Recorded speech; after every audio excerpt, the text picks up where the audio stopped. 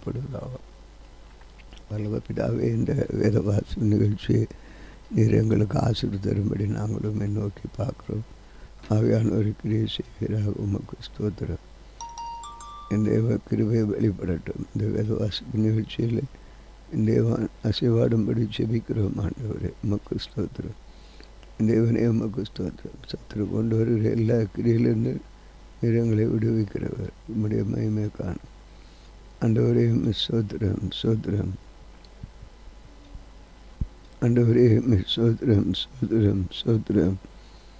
ஆண்டவரே ஸ்தோத்திரம் ஸ்தோத்திரம் ஸ்தோத்திரம். ஆண்டவரே ஸ்தோத்திரம் ஸ்தோத்திரம். கர்த்தாவே உமக்கு ஸ்தோத்திரம். ஆண்டவரே உம்முடைய நாமம்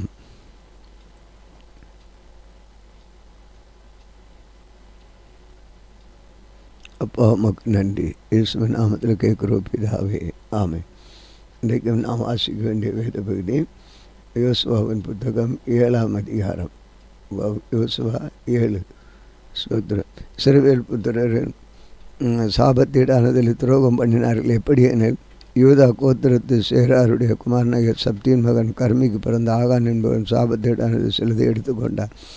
ஆகையால் இஸ்ரவேல் புத்திரர் மேல் கர்த்தருடைய கோபம் உண்டது. யோசுவா எரிகோவிலிருந்து பெத்தேலுக்கு கிழக்கான அவன் சமீபத்தில் இருக்க ஆயி பட்டணத்துக்கு போகும்படி ஆட்களை அனுப்பி, நீங்கள் போய் அந்த நாட்டை வேவு பாருங்கள் என்னன்னு அந்த மனுஷர் போய் ஆகியை பார்த்து யோசுவாவிடத்து திரும்பி அவரை நோக்கி, ஜனங்கள் எல்லாம் வேண்டியதில்லை, ஏறக்குறைய போக வேண்டியதில்லை, ஏறக்குறைய 2000-3000 பேர் ஆகியை முறியடிக்கலாம். இல்லை, எல்லா ஜனங்களையும் அங்கே போகும்படி வருத்தப்படுத்த வேண்டியதில்லை, அவர்கள் கொஞ்சம் பேர் தான் என்றார்கள். அப்படியே ஜனங்களில் ஏறக்குறைய 3000 பேர் அவ்விடத்திற்கு போனார். ஆனாலும் அவர்கள் ஆயி மனுஷர் முன்பாக முறிந்தோடினார்கள். ஆயின் மனுஷர் அவர்கள் ஏறக்குறைய 36 பேரை வெட்டி போட்டார்கள். பட்டண வாசல் வெளியே துவக்கி சபாரி மட்டும் அவர்களை துரத்தி மலை பிறக்கத்திலே அவர்களை வெட்டினார்கள். ஜனங்கள் இருதயம் கரைந்து தண்ணீராகி போயிட்டு. அப்பொழுது யோசுவா தன் வஸ்திரங்களை கிழித்து கொண்டு அவனும் இஸ்ரவேல் 30 சாயங்காலம் மட்டும் கர்த்தரின் பெட்டிக்கு முன்பாக தரையிலே முகங்குப்புற விழுந்து தங்கள் தலைகளின் மேல் புழுதியை போட்டு கொண்டு கிடந்தார்கள்.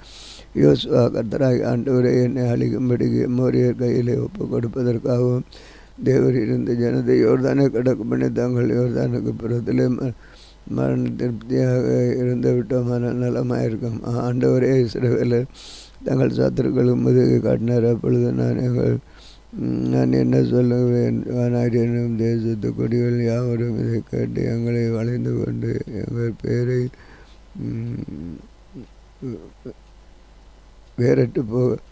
எங்கள் பேரை பூமியில் இருந்தால் அப்படி வேறட்டு போக பண்ணுவார்களே, அப்பொழுது உமது மகத்துவத்து நாமத்துக்கு என்ன செய்வீர் என்றார்.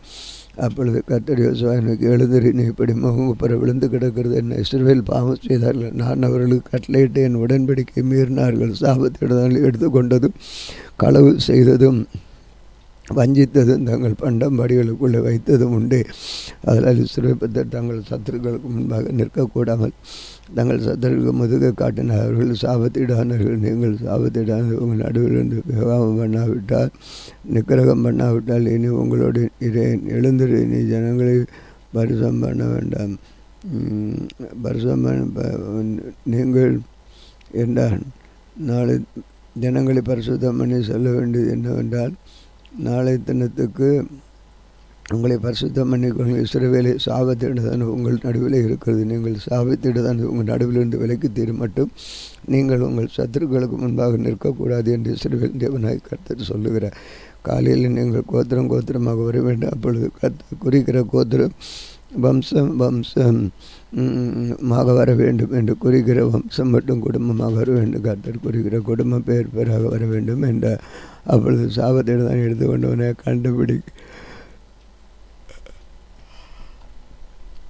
கண்டுபிடிக்கிறவன் கர்த்தரின் உடன்படிக்கை மீறி இஸ்ரவேல் அதிகடான காரியத்தை செய்தபடியினால் அவனுக்கு உண்டான யாவாக்கினில் சுட்டரிக்கப்பட கடவுள். யோசுவா அதிகாலமே எழுந்திருந்து இஸ்ரவேலை கோத்திரம் கோத்திரமாக வர பண்ணின. யூதரின் கோத்திரம் யூதாவின் கோத்திரம் குறிக்கப்பட்டது. அவன் யூதாவின் வம்சங்களை வர பண்ணின பொழுது சேராகியின் வம்சம் குறிக்கப்பட்டது. அவன் சேராகியின் வம்சத்தை பேர் பேராக வர பண்ணின பொழுது சப்தியை குறிக்கப்பட்டான். அவன் வீட்டாரை அவன் பேர் பேராக வர பண்ணின பொழுது யூதா கோத்திரத்து சேராகும் சப்திக்கும் பிறந்த காமி மகன் ஆகான். ஆகான். அப்பொழுது யோசுவா அவனை நோக்கி, மகனே, நீ இப்பொழுது இஸ்ரவேலின் தேவனாகிய கர்த்தரை மகிமைப்படுத்த அவருக்கு முன்பாக அறிக்கை பண்ணி நீ செய்வதை அவருக்கு சொல்லு என்று அதை எனக்கு ஒழிக்காதே என்றார். அப்பொழுது ஆகான் யோசுவாவுக்கு பிரதித்திரமாக, மெய்யாகவே நான் இஸ்ரவேலின் தேவனாகிய கர்த்தருக்கு விரோதமாக பாவம் செய்தேன். இன்னும் என்ன பிரகாரமாக செய்தேன்? கொள்ளையிலே நேர்த்தியான ஒரு பாவலுடைய சால்வை உயர்ந்த ஒரு வெள்ளை கேட்க 50 சேக்கல் நிறையான ஒரு பொன்பாலம் நான் கண்டு அவைகளை சுற்றி எடுத்துக்கொண்டேன். இது அவைகள் என் கூடாரத்தின் மத்தியில் இருக்கிறது. போய்க்கிறதுனால் வெள்ளி அதிலிருந்து நீங்கிறது அடியில் இருக்கிறது என்றார். உடனே யோசுவா ஆட்களை அனுப்பினான். அவர்கள் கூடாரத்துக்கு ஓடினார்கள். அவருடைய கூடாரத்தின் அது புதைந்து வெள்ளி கீழ் இருந்தது. அதற்கு கூடாரத்தின் மத்தியிலிருந்து எடுத்து யோசுவாவினிடத்தில் இளம புத்திரர் எல்லா இடத்திலும் கொண்டு வந்து கர்த்தருடைய சமூகத்தில் வைத்தார்கள். அப்பொழுது யோசுவா எல்லாரும் கூட நேராக புத்திரராகிய ஆகானே அந்த வெள்ளியும் சால்வையும் பொன்பாலத்தையும் அவன் குமாரத்தையும் அவன் மாடுகளையும் கழுதைகளையும் ஆடுகளையும் அவன் கூடாரத்தில் அவனுக்குள்ள யாவையும் எடுத்து ஆகர் பள்ளத்தாக்கிலே அடக்கம் பண்ணி பள்ளத்தாக்கிலே கொண்டு போனார்கள். அங்கே யோசுவா, எங்களை கலங்க பண்ணது என்ன என்று கர்த்தர் உன்னை கலங்க பண்ணுவார் என்று. அப்பொழுது இஸ்ரவேல் அவன் மேல் கல்லிருந்து அவனை அக்கனியிலே சுட்டெறிந்து கற்களினால் மூடி அவன் மேல் இந்நாள் வரைக்கும் இருக்கிற பெரிய கற்குகளை குவித்தார்கள்.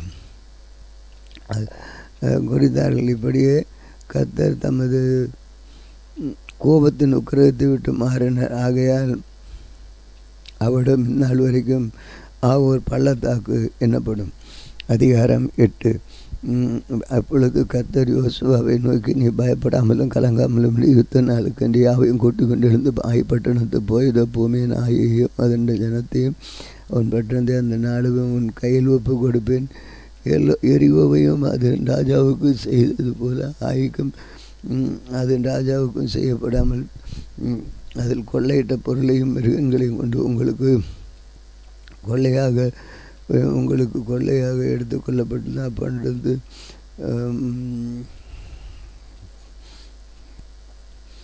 பட்டணத்து பின்னாலே பதிவிடி வை என்றார். அப்பொழுது ஆயின் மேல் போக யோசுவாவும் சகல யுத்த ஜனங்கள் எழுந்து புறப்பட்டார்கள். யோசுவா யுத்த வீரர் 30,000 பேரை தெரிந்து கொண்டு ராத்திரியில் அவர்களை அனுப்பி அவர்களுக்கு கல்லையிடுவது, நீங்கள் பட்டணத்தின் பின்னாலே பதிவிருக்க வேண்டும். பட்டணத்துக்கு வெகுரமாய் போகாமல் எல்லாரும் ஆயத்தமார்கள். நானும் என்னோடு இருக்கிற சகல ஜனங்களும் பட்டணத்து அண்டையிலே கட்டி சேருவோம். அவர்கள் முன்போல எங்களுக்கு எதிராக புறப்பட்டு வரும்போது அவர்கள் முன்னாக தங்களை ஓடி போவோம். அப்பொழுது அவர்கள் முன்போல நமக்கு முன்பாக முறிந்து ஓடி போகிறார்கள் என்று சொல்லி எங்களை துரத்த புறப்படுகிறார். நாங்களோ அவர்களை பட்டணத்தை விட்டு இப்பாலே வரப்பண்ண மட்டும் அவர்களுக்கு முன்பாக ஓடுவோம். அப்பொழுது நீங்கள் பதிவிருந்து எழும்பி வந்து பட்டணத்தை பிடிக்க வேண்டும். உங்கள் தேவனாகிய கர்த்தரதை கையில் ஒப்பு கொடுத்தார். நீங்கள் இந்த பட்டணத்தையும் பிடிக்கும் போது இதை தீ போடுங்கள். கர்த்தருடைய சொற்படி கட்டளை நான் சொற்படி செய்யுங்கள். நான் உங்களுக்கு கட்டளையிட்டிருக்கிறேன் என்று சொல்லி அவர்களை அனுப்புங்கள். அவர்கள் போய் பெத்தேலுக்கும் ஆய்க்கு நடுவே ஆய்க்கு பாருங்கள் தங்கள் ராத்திரி ஜனங்களுக்கு தங்கினார்கள். அதிகாலமே யோசுவா எழுந்திருந்து ஜனங்களை இலக்கம் பார்த்து அவரோடும் கூட ஜனங்கள் எல்லாரும் என்னிடத்தில் ஜனங்கள் எல்லாரும் முன்னாலே நடந்து ஆய்க்கு போனார்கள். அவனோட இந்த யுத்த ஜனங்கள் எல்லாரும் நடந்து பட்டணத்துக்கு எதிரே வந்து சேர்ந்து ஆய்க்கு பணக்கு வாழை மரங்கள் அவர்களும் ஆய்க்கு நடுவே பள்ளத்தாக்கு இருந்தது. அவன் ஏறக்குறைய 5000 பேரை பிரித்தெடுத்து அவர்களுக்கு பெத்தேலும் ஆய்க்கு நடுவே பட்டணத்துக்கு மேலண்டையிலையும் பதிவிடை வைத்தான். பட்டணத்தின் வடக்கு இருந்த சகல சேனையும் பட்டணத்திற்கு தெற்கே பதிவிருந்து திட்டம் பண்ணின யோசுவா அந்த ராத்திரி பள்ளத்தாக்கிலே போயிருந்தான். ஆயின் ராஜா அதை கண்ட பொழுது அவனும் அவனுடைய பட்டண மனுஷனாக அவனும் அவனுடைய சனங்களின் தீவிரத்தை அதிகாலமே குறித்த வேலையை இஸ்ரவேலுக்கு எதிராக யுத்தம் பண்ண சமான வேலைக்கு நேராக புறப்பட்டார்கள். பட்டணத்துக்கு பின்னாலே அதை பணிவிடை வைக்கிறது அவன் அறியாதிருந்தான். யோசுவாவுக்கு இஸ்ரவேல் எல்லாரும் அவர்களுக்கு முன்னாக முறிந்து வனாந்திரத்துக்கு போகிற வழியை ஓடிப்போனார். அப்பொழுது பட்டணத்துக்கு இருந்த ஜனங்கள் எல்லாரும் அவர்களை துரத்தும்படி கூப்பிட்டு கொண்டு யோசுவாவை பின்தொடர்ந்து பட்டணத்தை விட்டு புறப்பட்டார்கள். ஆனாலும் பெத்தேலில் இஸ்ரவேலை பின்தொடர்ந்த மனுஷன் இருந்ததில்லை. பட்டணத்தை திறந்து வைத்து விட்டு இஸ்ரவேலை துரத்தி கொண்டு போனார்கள். அப்பொழுது கர்த்தர் யோசுவாவை நோக்கி, உன் கையில் இருக்கிற ஈட்டி நேராக நீட்டு, அதை உன் கையில் ஒப்பு கொடுப்பேன் என்று. அப்படியே தன் கையில் இருந்த ஈட்டியை பட்டணத்துக்கு நேராக நீட்டினான். அவன் தன் கையை நீட்டினவுடனே பதிவிருந்தவர்கள் நியாயம் வந்து வளம்பி அவர்களை பிடித்து தீவிர பட்டணத்தை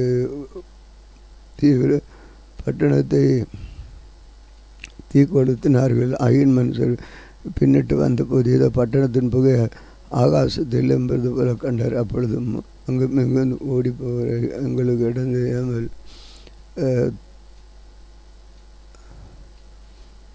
ஓடிப்போகிறவர்களுக்கு இடம் இல்லாமற் போயிட்டு வனாந்திரத்துக்கு ஓடின ஜனங்கள் தங்களை தொடர்ந்தவர்கள் முகமாய் திரும்பினார்கள். பதிவிருந்தவர்கள் பட்டணத்தை பிடித்ததையும் பட்டணத்தின் புகை எழும்புகிறதையும் யோசுவா இஸ்ரவேலை பார்த்தபொழுது திரும்பி கொண்டு ஆயின் மனுஷரை முறியடித்தார்கள்.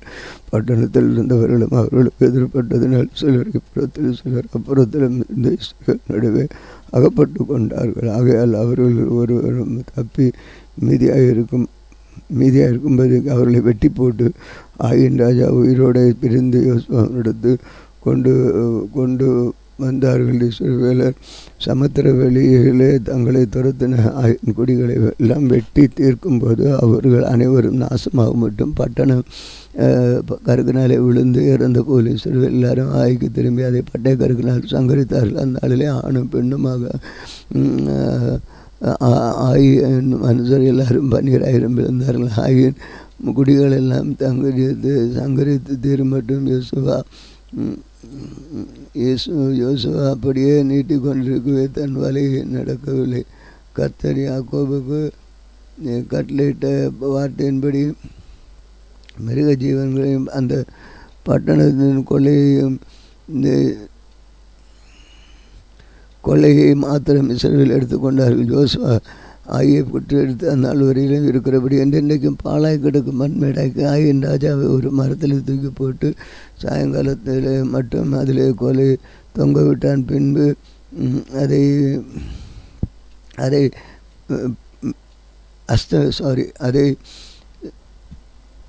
சூரியன் அஸ்தமித்த பின்பு யோசுவா அவன் உடலை மரத்தை விட்டு இறக்கி சொன்னான். அந்த பட்டணவாசல் போட்டு இந்த நாள் வரைக்கும் இருக்கிற பெரிய கற்கோவிலை அதன் மேல் குவித்தார்கள். அப்பொழுது யோசுவா கர்த்தரின் தாசனாகிய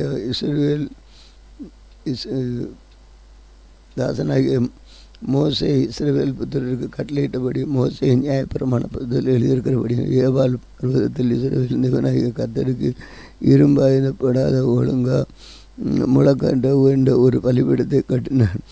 அதன் மேல் கர்த்தருக்கு சர்வாங்க தான பலி செலுத்த சமாதான பலிகளையும் இட்டார்கள்.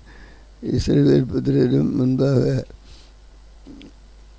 மோசே எழுந்திருந்து நியாயப்பிரமாணத்தை மட்டும் சிங்கிய கற்களில் போத்தெழுதினார். இஸ்ரவேல் ஜனங்கள் அது ஆசீர்வதிக்கும்படி கர்த்தன் தாசனாக மோசே முதல் கட்டளையிட்ட இஸ்ரவேல் எல்லாரும்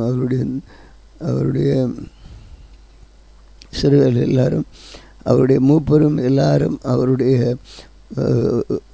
நியாயாதிபதிகளும் அதிபதிகளும் அந்நியர்களும் இஸ்ரவேலில் பிறந்தவர்களும் கர்த்தருடைய உடன்படிக்கை பெட்டி சுமக்க லேவியன் ஆசாரிக்கு முன்பாக பெட்டி இருபுறத்திலும் பாதி பேர் கெரிசி மலைக்கு எதிர்ப்புறமாகவும் பாதி பேர் ஏபால் மலைக்கு எதிர்ப்புறமாகவும் நின்றார்கள். அதற்கு பின்பு அவன் நியாயப்பிரமாண புத்தகத்தில் எழுதியிருக்கிறபடி நியாயப்பிரமாண புத்தகத்தில் சொல்லி ஆசீர்வாதமும் சாபமாகிய சகல வர்த்தமானங்களையும் வாசித்தான். மோசே கட்டளையிட்ட எல்லாவற்றையும் யோசுவா இஸ்ரவேலின் முழுவதும் யோசுவா கட்டளையிட்ட எல்லாவற்றையும் யோசுவா இஸ்ரவேலில் இருந்திருக்கும் ஸ்திரீகளும் பிசாசுகளையும் அவர்களுக்கு நடமாடி சஞ்சரித்து அவர்களுக்கு நடமாடி சஞ்சரித்து அந்நியர்களுக்கு முன்பாக ஒரு வார்த்தையை விட்டு விடாமல் வாசித்தான். அதிகாரம் 9. யோர்தானுக்கு புறத்தில் மலைகளிலும் பள்ளத்தாக்குகளில் இவனுக்கு எதிராக பெரிய சமுத்திரத்தின் கரையோரமங்களை ஏத்தியரும் எமோரியரும் கானானி பெர்சியரும் விஜயமான சகல ராஜன் கேள்விப்பட்ட பொழுது அது வருமானப்பட்டு யோசுவா வேண்டும் சிறுவேலை யுத்தம் பண்ண வேண்டிய ஏகமாய் கூடினார்கள். எரியோவுக்கும் ஆய்க்கும் யோசுவா செய்தது கிபியோனின் குடிகள் கேள்விப்பட்ட போது ஒரு தந்திரமான யோசனை தங்களை ஸ்தானாதிபதிகளை காண்பித்து பழைய 2 பைகளையும் பிரித்து தோல்மைகளையும் சந்திரங்களையும் கழுத்து கொண்டு பழுது பட்டின் மேல் பதவிகளை தங்கள் வஸ்திரங்களை கெடுத்து கொண்டார்கள். அவர்கள் உடுத்தி கொண்டார்கள். வழிக்கு அவர்கள் கொண்டு போன அப்பமெல்லாம் புலர்ந்தும் பூசணம் புத்துமாயிட்டு அவர்கள் கில்காலில் இருக்கிற பாளையத்துக்கு சோனிடத்துக்கு போய் அவனை மனுஷரை நோக்கி நாங்கள் தூர தேசத்திலிருந்து வருவோம், வந்தவர்கள் எங்களுக்கு உடன்படிக்கை பண்ணுங்கள் என்றார். அப்பொழுது இஸ்ரவேல் மனுஷரை அந்த எலியா இங்கு அந்த நோக்கி மனுஷர் அந்த